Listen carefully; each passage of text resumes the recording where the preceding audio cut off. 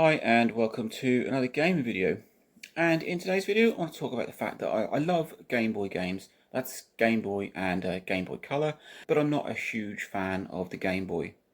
Well, I am kind of, and I'll get to that in a minute. My first games console ever was a Game Boy, back in the early 90s, and I have fond memories of playing games like Super Mario Land, Super Mario Land 2, Tetris, Burrow Fighter Deluxe. Wario Land is probably one of my favourite games of all time. I do constantly go back to that. But the console itself was awful. Back then it was amazing. The ability to play your games on the go, wherever you want. I mean, it had decent battery life, the build quality was fantastic, but that olive green screen was horrendous. Not only was it, well, it wasn't mono because you had this sort of pea green kind of color, but the ghosting on it was awful as well. It makes me wonder how the Game Boy did so well. Even the Game Boy Color, okay, it brought color to it, but it was unlit. It was so dull. It was just a horrible screen. They did kind of, with the Game Boy Pocket, fix this. It was more of a black and white or a black and grey screen rather than this green screen, but it was awful.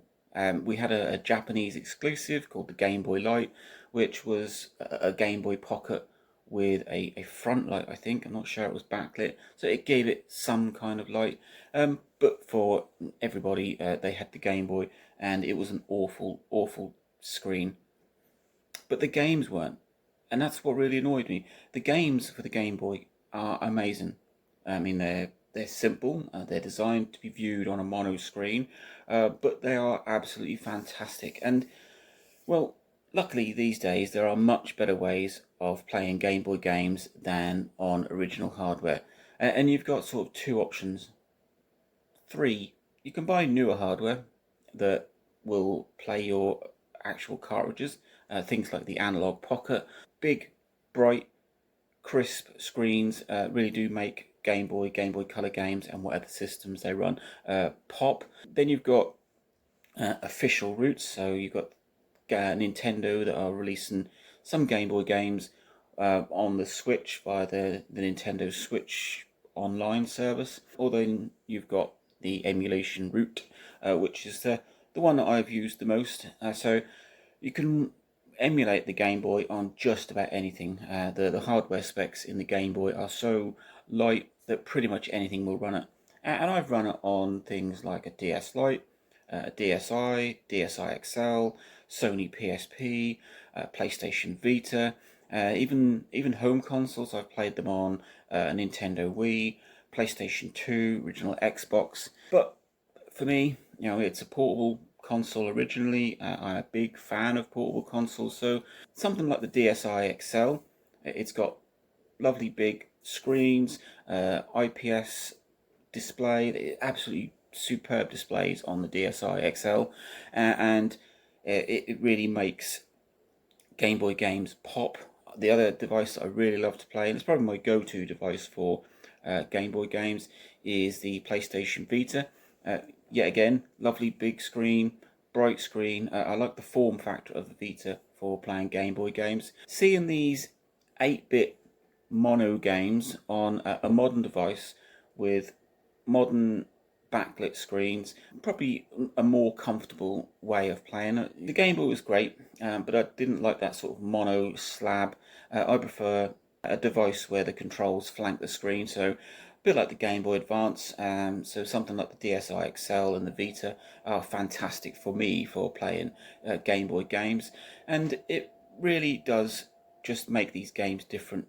Game Boy games, Game Boy Color games. If you've ever played Tetris DX on a Game Boy Color on official hardware, you'll know that it might be color, but it's dull. You still suffer from the same visibility problems that you have with a Game Boy screen. Play Tetris DX on something else like a DSi or a Vita, and the colors, it really does show off what Game Boy Color games and Game Boy games should have looked like, and could have been like if they were put on a device with a decent screen.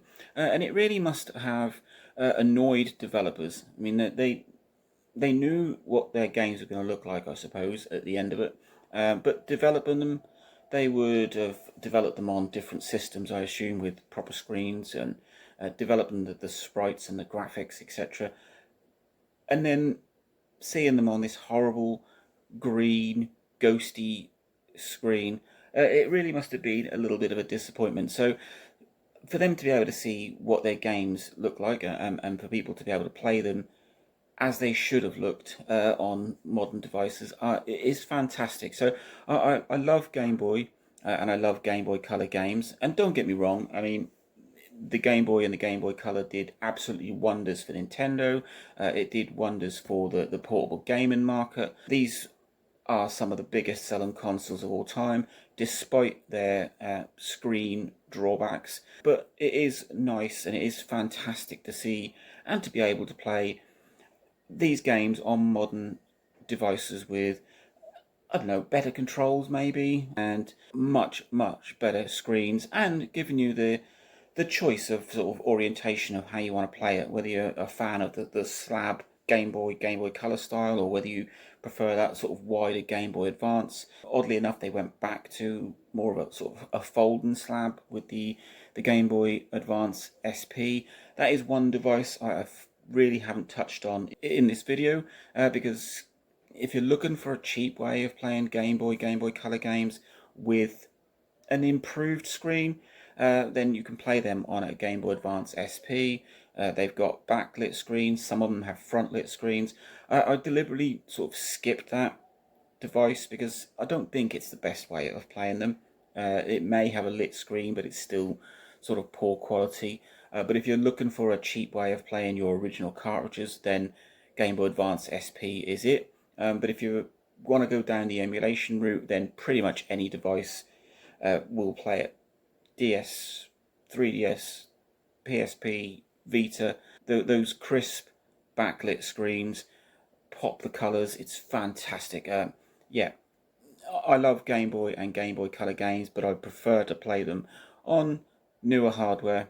And whether that is via physical cartridge or ROM, it makes no difference. I've even played them on things like an Amazon Fire tablet. I'm not a big fan of on-screen buttons. You just can't get that gameplay. But seeing it on a screen that is like 8-9 inches, it's great.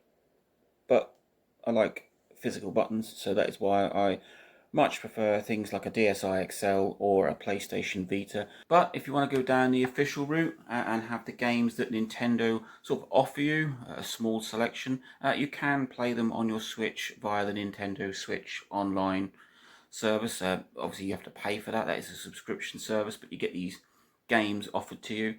So Game Boy and Game Boy Color games are great, but the original hardware isn't, and it isn't the best way to play them. So yeah, like, subscribe, enjoy.